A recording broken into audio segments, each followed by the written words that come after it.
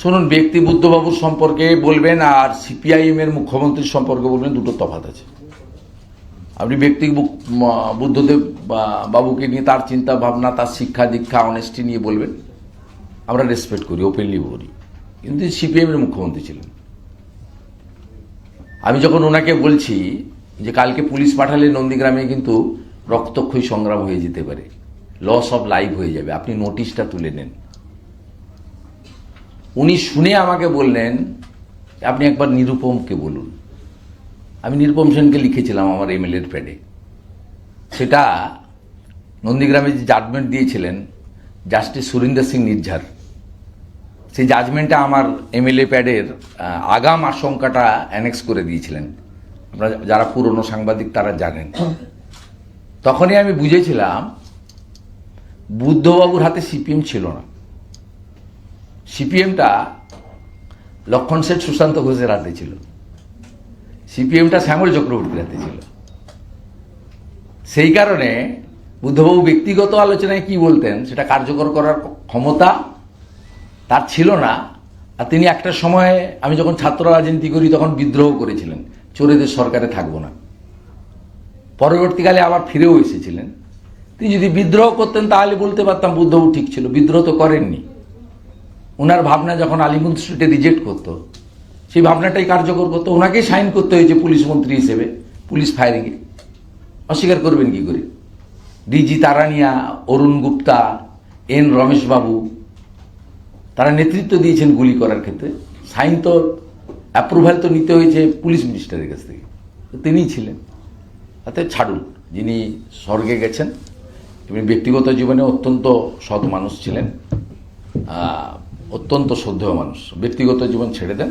আপনি যেহেতু তুললেন এই প্রসঙ্গে আমার আর কোনো বক্তব্য নেই। मैं हिंदी लो लूंगा, 10 मिनट है, मेरा मीटिंग है पार्टी। निमित्रा पॉल के बयान पर थोड़ा विधानसभा में शोरगुल मचा और क्या बयान दिया? टीएमसी की ओर से आप लोगों पर उन्होंने बताया, सही बात बताया ना, जो असम का सीएम बता रहा है, जो ऑनरेबल यूपी का सीएम बता रहा है, ये आप लोग जो माइनॉरिटीज खास करके मुसलमान के अंदर, आप लोग डॉक्टर बनाइए, लॉयर बनाइए, इंजीनियर बनाइए, आईटी बनाइए, अच्छा जो एजुकेशन सिस्टम है उसका साथ जुड़िए। अब जो आपका धार्मिक शिक्षा केंद्र है वो रहना चाहिए, लेकिन इतना सबको वहां जाना पड़ेगा तो उसमें कोई फायदा नहीं होगा। उन्होंने सही बताया ना, 1.5 साल पहले हमारी यहाँ 7 शेख बोल के एक आतंकवादी को आसाम एसटीएफ ने अरेस्ट किया। कहां से? मुर्शिदाबाद के हरिहरपाड़ा से। वो 1.5 साल पश्चिम बंग में आया, वोटर लिस्ट में नाम उठा दिया, फर्जी आधार कार्ड बन गया, 3 बार टीएमसी को वोट दिया, और वहां एक हाजेरी मदरसा चला रहा था, 15 विद्यार्थी था। वही बात उठाया, ये आप मूल धारा में आकर काम कीजिए।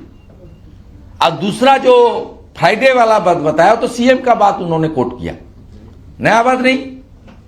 ये 2 हफ्ता पहले बेलडंगा का हादसा का बाद ऑनरेबल सीएम मैडम ने in front of every media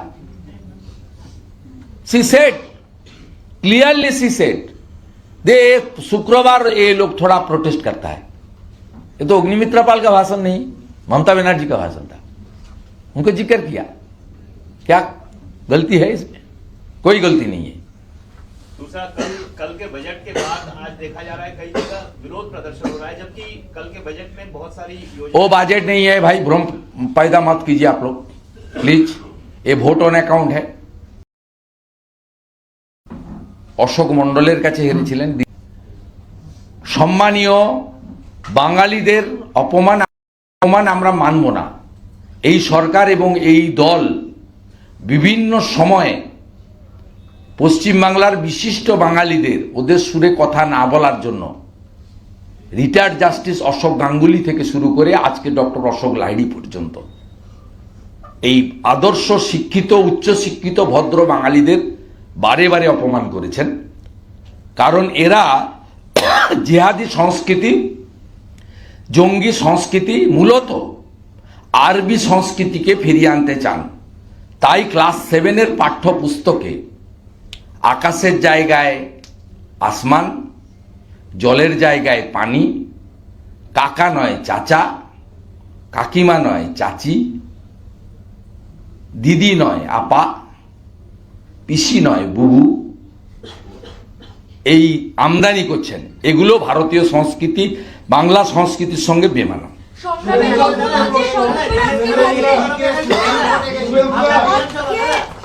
সংগ্রামী যৌথ মঞ্চের সদস্যরা গিয়েছিলেন আজকে নবান্নে। গতকাল থেকে বারবার বলা হচ্ছিল আমরা এখনো রাজ্যের সরকার দিয়ে নিয়ে রায়ের কপি পাইনি। আজকে সেই রায়ের কপি পৌঁছে দিতে সংগ্রামী যৌথ মঞ্চের সদস্যরা তারা নবান্নের দিকে গেলেন। একাধিকবার পুলিশের তরফে বাধা দেওয়া হলো, তারা রায়ের কপি জমা দিয়ে এলেন।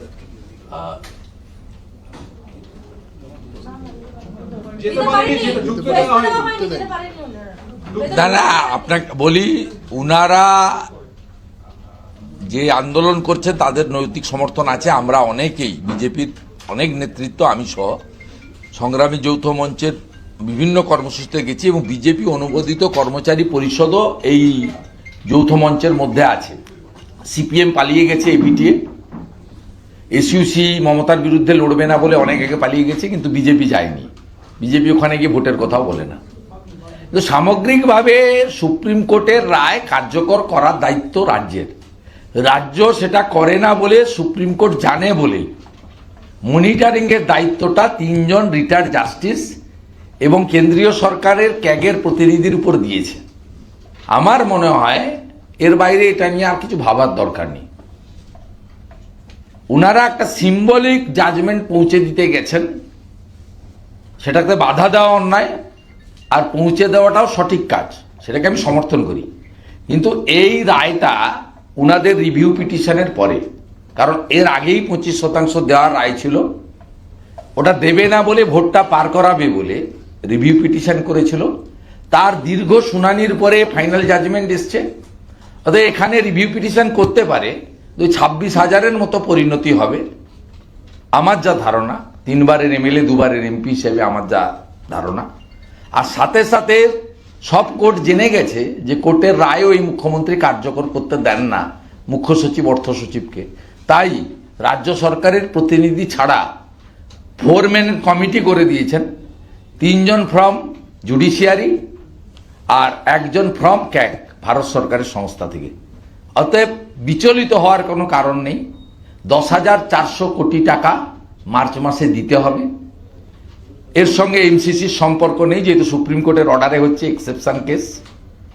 আর মে মাসের মধ্যে বাকি অর্থ দিয়ে দিতে হবে। এবং ডিএ কর্মচারীর অধিকার, সেটা প্রমাণ হয়ে গেছে। রাজ্য সরকারের ওজোর, আপত্তি ইত্যাদি সব রিজেক্ট করেছে সুপ্রিম কোর্ট।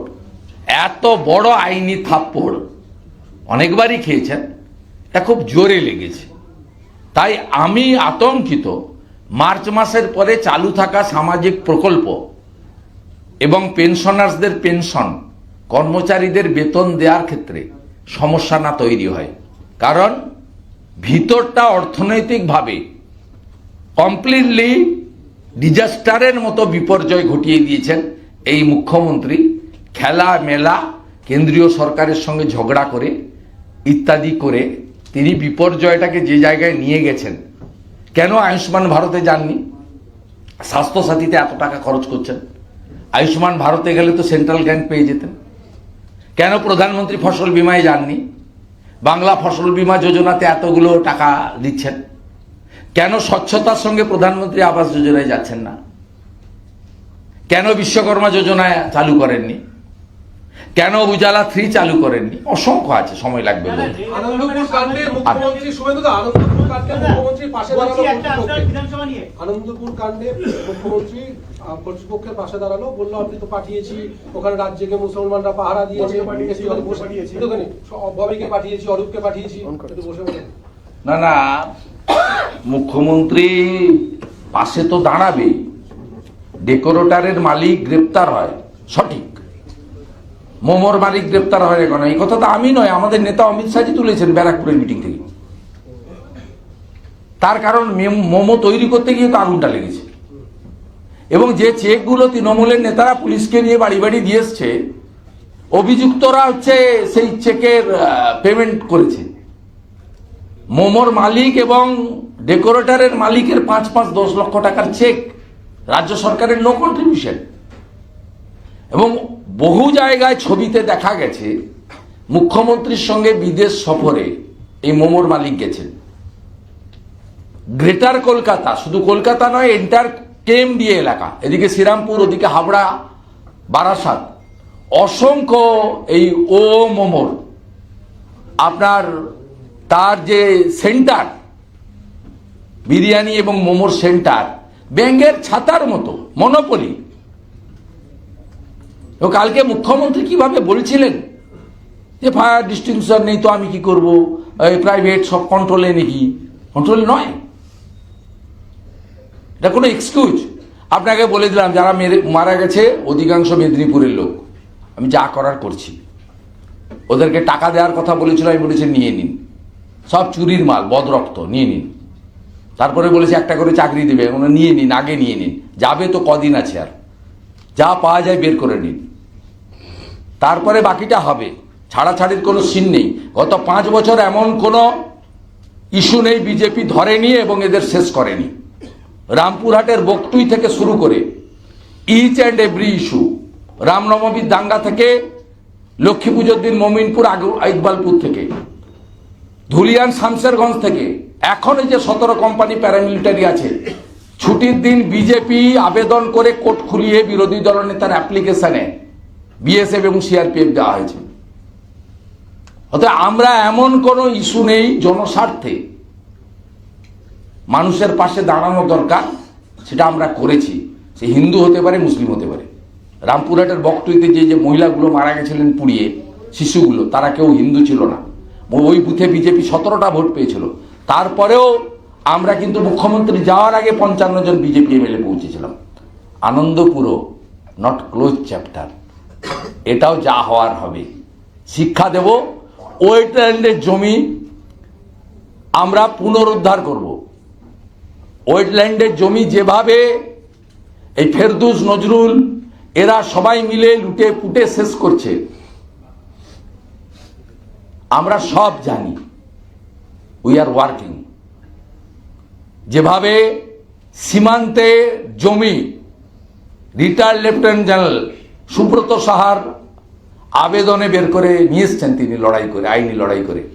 এক্ষেত্রেও লড়ব। পশ্চিমবঙ্গের মেরুদণ্ড সোজা করার লোকের অভাব নেই। আর বিজেপি তার যে অপোজিশনের কাজ, main opposition, dependable opposition, real opposition, সে কাজ বিজেপি করে এসেছে। 5 বছরের হিসাব নেবেন, বিজেপি করে এসেছে। আমরা আনন্দপুর। আরো ভালো ভালো খবর দেখতে সাবস্ক্রাইব করুন বাংলা হান্টের ইউটিউব চ্যানেল। বাংলা হান্টের আরো খবর দেখতে নজর রাখুন। বাংলা খবর মানেই বাংলা হান্ট।